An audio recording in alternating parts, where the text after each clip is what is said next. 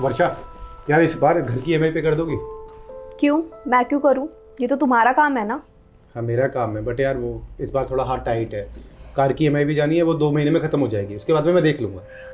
यार मुझे एक बात बताओ, अगर ये सब कुछ मुझे ही करना पड़े तो मुझे तुम्हारी ज़रूरत क्या है? क्या बोला? हाँ, अगर एक औरत को अकेले ही सब कुछ करना पड़ रहा है तो उससे मर्द की ज़रूरत ही क्या है? अकेले ही नहीं रह लेगी वो। तुम सोच के बोल रही हो? तुम बोल क्या रही हो? सोच के ही बोल रही हूँ। खुद का कमाती हूँ, खुद के खर्च खुद ही उठाती हूँ, और अगर मुझे तुम्हारे खर्च उठाने पड़ रहे हैं ना तो मुझे तुम्हारी कोई ज़रूरत नहीं है।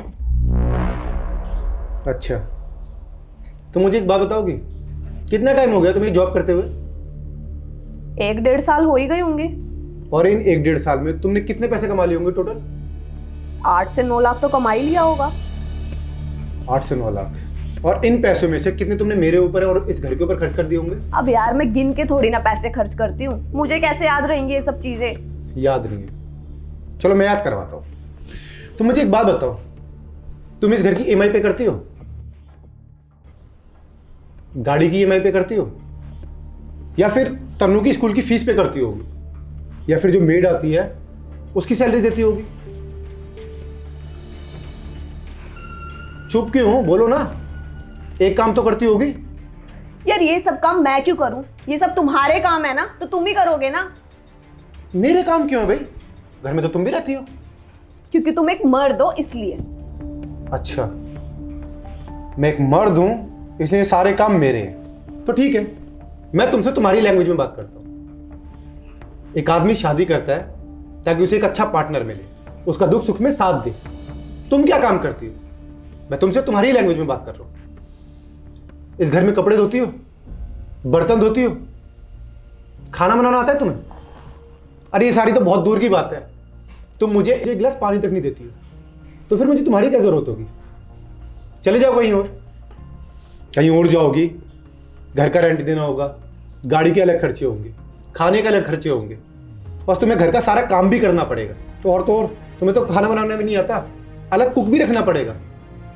बहुत खर्चे होते हैं, और अगर मैं इन सारे खर्चों को मिला दूं तो ये सारे खर्चे ना तुम्हारी सैलरी से ज्यादा होते हैं। तुम औरतों की ना हमेशा से यही प्रॉब्लम रही है, 2 पैसे के कमाने लग जाती हो, तुम्हें लगता है कि दुनिया तुम्हारे कदमों में आ गई है। जब अकेले रहना पड़ेगा ना तो तुम्हें सारे काम करने भी पड़ेंगे, सारे खर्चे भी करने पड़ेंगे। लेकिन नहीं, यही खर्चे अगर तुम्हें किसी के साथ में मिलकर करने पड़ जाए तो तुम्हें ऐसा लगता है कि मैं अपने पैसे खर्च क्यों करूं इस घर पे, इस इंसान पे? तो मैं क्यों करूं भाई? मतलब तुम्हारा पैसा तुम्हारा और मेरा पैसा हमारा। और रही बात तुम्हारी जॉब की, तो तुम्हें याद है जब तुम ये जॉब नहीं कर रही थी तब तुम मेरे पास आई थी कि अर्जुन मुझे ये कोर्स करना है, और मैंने पहली बारी में बोला था हाँ ठीक है करो। और उसी कोर्स की बदौलत तुम्हें जॉब मिली है, जिसके ताने तुम मुझे दे रही हो कि मैं तुम्हारे खर्चे क्यों उठाऊंगी। तुम्हारी लैंग्वेज में बोलूं, तुम्हारी कोई औकात नहीं है मेरे खर्चे उठाने की। साल के 30 से 35 लाख रुपए कमाता हूं मैं, 25 लाख की गाड़ी ले रखी है, 1 करोड़ का घर है ये। किसके लिए? हमारे लिए, ताकि हम अपनी जिंदगी आराम से गुजार सकें। और तुम 8-9 लाख रुपए कमा के मुझे ताने दे रही हो। तुम्हें क्या लगता है वर्षा, अगर आज तुम मुझे छोड़ दो तो मेरी लाइफ बर्बाद हो जाएगी? अरे 2-3 लड़कियां रख सकता हूं मैं, वो भी बिना किसी कलेश के, बिना किसी चिक चिक के। लेकिन एक मर्द शादी करता है किस लिए? ताकि उसे एक अच्छा पार्टनर मिले, उसका दुख सुख में उसका साथ दे।